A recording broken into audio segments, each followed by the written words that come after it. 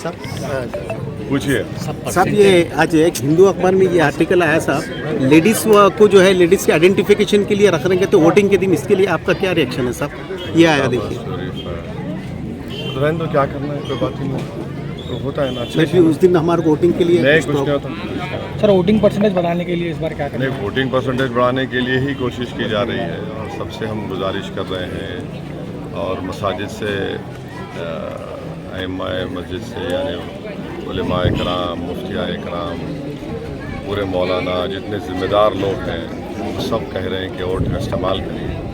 और ये हमको सब समझना है कि ये हमारे मुल्क का बड़ा नाजुक और तारीख तरीन पार्लियामेंट इलेक्शन होने जा रहा है और अगर हम अब निकल कर अपने वोट का इस्तेमाल नहीं करेंगे तो फिर मुल्क जो रास्ता तय करेगा वो मुस्तक़बिल के लिए हम तमाम के लिए ठीक नहीं होगा, मुल्क के लिए ठीक नहीं होगा। तो बीजेपी को रोकना है और उसके लिए हम तमाम को मिलकर मुत्तहिदा तौर पर अपने वोट का इस्तेमाल करना है। हैदराबाद तेलंगाना में जो भाईचारगी है, मोहब्बत है, अमन का माहौल है, उसको बरकरार रखने के लिए हम उम्मीद करते हैं कि हैदराबाद पार्लियामेंट से MIM पार्टी को वोट देंगे और पूरे तेलंगाना के दीगर 16 पार्लियामानी हलकों से बीजेपी को शिकस्त देंगे। सर, इसमें BRS को सपोर्ट कर रहे हैं या कांग्रेस? हम पिछले असेंबली इलेक्शन की तरह कोई ऐलान नहीं कर रहे हैं। किसका है भाई? हम ये कह रहे हैं कि हैदराबाद में पतंग और तेलंगाना में बीजेपी ख़त्म। तो अब इसके लिए अवाम अक्लमंद है, बाशऊर है, अवाम जानती है कि बीजेपी को कैसा हराया जा सकता है और ये हमारा फ़ैसला है और आप देखेंगे कि इंशाअल्लाह ताला मजलिस के ऐलान के बाद अवाम को पैगाम मिल चुका है। सर, बीजेपी का जो नारा है इस बार 400 पार, उसके ताल्लुक से आपका क्या? देखिए, 400 पार का जो नारा है वो इसलिए दिया जा रहा है कि हमारे आइन को, संविधान को, कॉन्स्टिट्यूशन को बदल देना। कल ही राजस्थान के बीजेपी के एक डिप्टी चीफ मिनिस्टर मोहतरमा हैं, उन्होंने कह दिया कि अगर 400 पार मिलेंगे तो आइन और संविधान को बदल देंगे। जब आइन और संविधान बदलेगा तो right to equality, basic structure चला जाएगा। ये रिजर्वेशन जो दलितों को मिल रहा है वो ख़त्म हो जाएगा, BCs को जो रिजर्वेशन मिल रहा है ख़त्म हो जाएगा।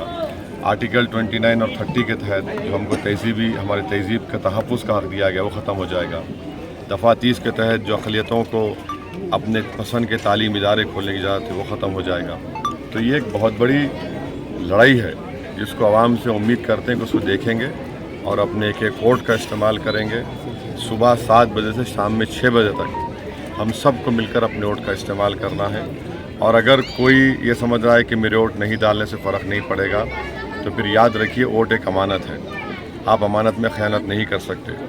उस दिन एक दिन आपको कोई फार्म हाउस में जाने की ज़रूरत नहीं है, कोई दावत मनाने की ज़रूरत नहीं है। जाइए, वोट का इस्तेमाल करिए, आप अपना हक़ अदा करिए, मुल्क को बचाइए, हैदराबाद के अमन को मजबूत करिए, अपने इत्तेहाद को मजबूत रखिए, अपने सियासी शऊर का सबूत दीजिए। ये हम सबको करने की ज़रूरत है। साहब, अब की बार भी इलेक्शन के जो चीट्स है उसके अंदर बेकायदगी पाई जाती है। क्या है? तकरीबन एक घर के 5 वोट है तो जिसमें से 2 वोट ऐसा नहीं है, बाज़ वोटों की जंपिंग हुई है, वो चेक कर रहे हैं, चेक करके दे देंगे आपको, क्योंकि अब तो हमारे पास ऐप है, सही वो उससे प्रिंट आउट निकल जाता है, वहीं का वहीं दे सकते हैं। सब दे रहे सब, लेकिन बाज़ जगह ए और 5 अगर वोटर्स है तो उसमें से 2 का नहीं है, सब चेक करने के बाद ही पहले जो चेक करके दे सकते, बाद में दूसरे बूथ पर क्या होगा नाम तो चेक कर लेंगे। सब एक अपने हैदराबाद के नॉर्मल आवाम का सवाल है कि असद साहब ज़्यादा मेहनत करें, लेकिन असद साहब भी आते लोगों के आवाम मतलब जो नॉर्मल जो बातें चल रही वो सिर्फ असद साहब ही जीते, लेकिन असद साहब ज़्यादा मेहनत क्यों कर रहे हैं? बीजेपी की वजह से या माधवी लतानी की वजह से? मैं 1994 में आज से 30 साल पहले हल्के असेंबली चारमीनार के MLA था। मैं तो ये समझ रहा हूँ कि मेहनत कम कर रहा हूँ। मैं मेहनत तो इलेक्शन में नहीं कर तो कब करेंगे भाई? सोशल मीडिया पर अरे भाई, देखिए, पब्लिक इलेक्शन है, मैं हर तरफ मेरे को जाना है, लोगों को मैं दिखना। नवाब साहब कुंटे में आया, मैं कल चंद्रायन को याकुतपुरे में हूँ, तो हर तरफ 7 असेंबली हल्के जाते हैं, तो आवाम के पास जाके उनसे मेरे को गुजारिश करना है ना वोट देने के लिए। तो ये मेहनत तो करना ही पड़ेगा, जमहूरियत है, कैंडिडेट का काम है मेहनत करना। अल्हम्दुलिल्लाह माशाल्लाह मेरी सेहत अच्छी है, तो मेहनत कर रहा हूँ, मेहनत करना पड़ेगा और मेहनत करेंगे ही तो होगा ना। तो इसका कोई अगर आप बोलेंगे मेहनत नहीं करे, घर में बढ़े, तो आप नहीं बोलते दिख रहे नहीं भाई, कहा तो भी है। सर, कल एक स्टेटमेंट आया उलमा इकराम के अपने हैदराबाद के, जो कांग्रेस के सपोर्ट करने की बात है। नहीं, उलमा इकराम उनका इख्तियार है, वो फैसला लिए हैं, उनका फैसला है, इख्तियार है। हैदराबाद में मंदिर से तायद कर रहे वो लोग। ये हिंदुस्तान के आयन को बदलने की जो बात चल रही है, आराम से। पिछले वक्त में जो पिछले वक्त में कांग्रेस का दौर था उसमें ऐसा कुछ हुआ था सर, जैसा बीजेपी में? नहीं, अभी 400 पार का मतलब एक ही है कि भारत के आइन को तब्दील कर देना, जिसको बाबा साहब अम्बेडकर ने बनाया।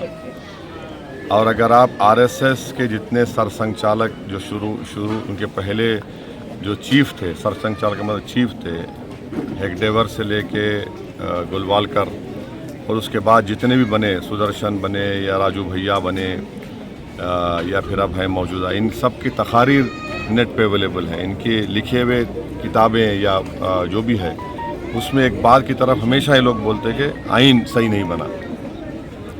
तो इसलिए यकीनन ये ख़तरा है, बेसिक स्ट्रक्चर को ख़त्म करना इनके जहनों में है। अब बेसिक स्ट्रक्चर जो है वो भारत के फंडामेंटल राइट्स का एक चैप्टर है पूरा। वो पिछले वक्त में कांग्रेस के दौर में कुछ बदलाव हुआ था सर?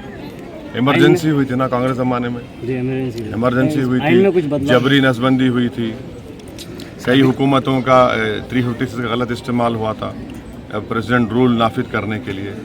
सर ये बीजेपी जो है मुस्लिम रिजर्वेशन के ताल्लुक से बार बार कह रही है कि मुस्लिम रिजर्वेशन मुस्लिम रिजर्वेशन नहीं है, दलित रिजर्वेशन भी, ओबीसी रिजर्वेशन सब खत्म करना चाहती बीजेपी। हैदराबाद हमेशा जब भी आते हैं तो हैदराबाद के लोगों को रजाकार बोल के जाते हैं, इसके ऊपर आप क्या कहेंगे? 13 के दिन जवाब मिलेगा उनको, 13 के दिन जवाब मिलेगा। उनका ने पेटेंट है रजाकारों का।